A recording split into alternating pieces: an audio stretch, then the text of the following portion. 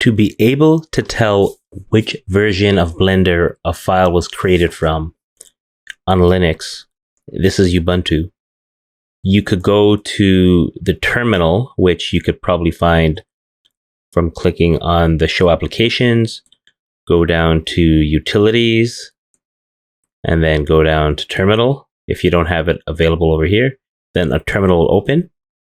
It will navigate to where your file is by using CD and then put in the file path. I'm already in the file folder, so if you type in ls, it will list all the files in there.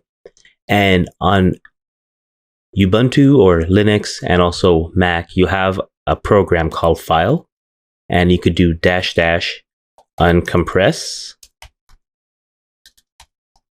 and then the name of the file, which, as you can see right here, is cube.blend.